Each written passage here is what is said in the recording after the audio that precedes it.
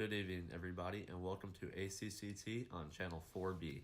Today, we have two special guests tonight. One is an accounting analyst, Andres, that will help the owner of our very own Bulldog Lodge here in Fresno. Thanks, Zach. It's great to be here. I love watching this news channel. Always shows the real information instead of the other news channels. Thanks, Andres. We try and do our best. And for the second guest, he's the CEO of Bulldog Lodge, Jeremy Alving. Thanks, Zach. Great to be here, too. And I'm looking forward to figuring out this problem I've been having. And what would that issue be? Well, Zach, I've been having trouble making profit. I've only been breaking even lately, and this is really confusing since I'm the only ski lodge in California. So I would assume that more people would be coming. So because of this, I really want Andreas to help me figure out how to stop breaking even and how to eventually start making a profit. Okay, first you need to know a couple of things about your business, which is that you're a price setter. So to be a price setter, you need to offer a unique product. Have little to no competition, which is, in your case, good because you don't have any, since you're the only one in Fresno. And you need to be branded, which you are because of the school Fresno State, since you're associated with it.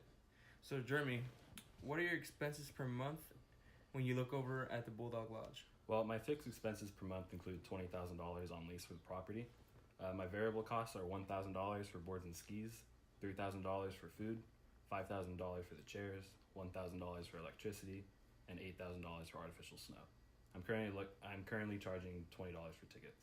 Okay, I see. Since you're a price setter, like I just said before, you should do a combination of raising your price and reducing some of the costs. To reduce your costs, you need to know what costs are relevant and irrelevant. Jeremy, do you know how to reduce your costs by knowing what is relevant and what is irrelevant costs? And because this would be important for business owners, especially you to know. Okay. Yeah. So my relevant costs, which are costs that happen in the future, and they differ from the alternative. These include my electricity and they include my food. My irrelevant costs, which happen in the past and they don't have an effect on the alternative, these include the artificial snow machine, the lease on the property, and the current ski chairs up at the lodge. Interesting. So your objective is to cut costs by understanding what the irrelevant and irrelevant costs are. Also, I'm aware that you are looking to expand by buying more ski chairs. Andres, what's your take on this type of idea? Would it benefit his company for the future? Okay, I think that you can reduce a lot of your relevant and possibly some of your irrelevant costs. For example, you can recycle some of the broken skis so you don't have to buy them as often, so you just get like the broken pieces and like stick them together and it's going to work for you. Also have cheaper alternatives for food so it can lower your expenses. And as for chairs, you should buy some, but like cheaper materials possibly would, so you can reduce some of the future costs. Also, you might want to consider purchasing that piece of land instead of just renting it, as it would save you more money in the long run. All right, guys. This sounds all very doable. Thank you. Also, Jeremy, do you have any thoughts about investing in a newer snow machine for the snow lodge? I have not considered it, actually, because I just recently purchased a new snow machine about 6 months ago. Yeah, the thing is about that, Jeremy, is that past purchases are irrelevant because it's a sunk cost. What you want to look at is the future and what benefits come from that, from this new purchase. I heard with that new snow machine, you could get twice as much snow with just half the amount of electricity and the water usage. And with this, it would save you some more of your variable costs.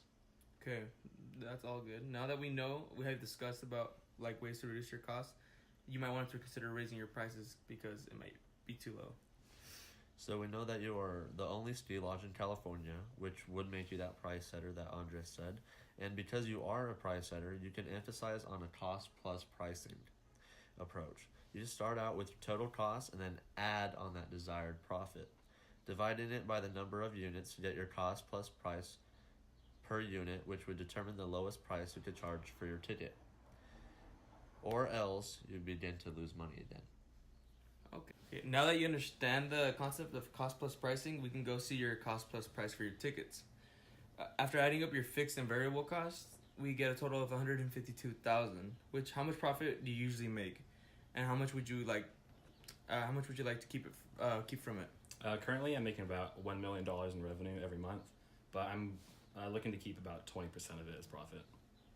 Okay, so if you want 20% of the $1 million in revenue, that would be $200,000 as your desired profit. And now you add both total cost and desired profit, which comes into a total of $352,000. And how many customers come around your ski lodge? I would say about 12,000 people per month. If it's 12,000 customers, then you would divide it to your total cost, which comes out to be $29.33 for each ticket. So you have been charging way below the cost plus price. I advise you to charge your prices higher than $30 if you want to reach your goal of $200,000 in profit. So to recap on your issue, we were able to reduce your future costs by determining which of your fixed and variable costs is irrelevant or relevant. After separating costs between relevant and irrelevant, we thought of some of the alternatives that would help you. And to increase your profits, we decided to raise your ticket price because it was originally too low, which was $20, and now we're raising it to above $30. But we found solutions. You can gain profit and not break even anymore. All right, thank you, Andreas. I really appreciate the advice that you gave me, and I'll use it to help my company. All right, thank you guys for coming. It's been a great pleasure, and this has been ACCT Channel 4B. Thank you, and good night.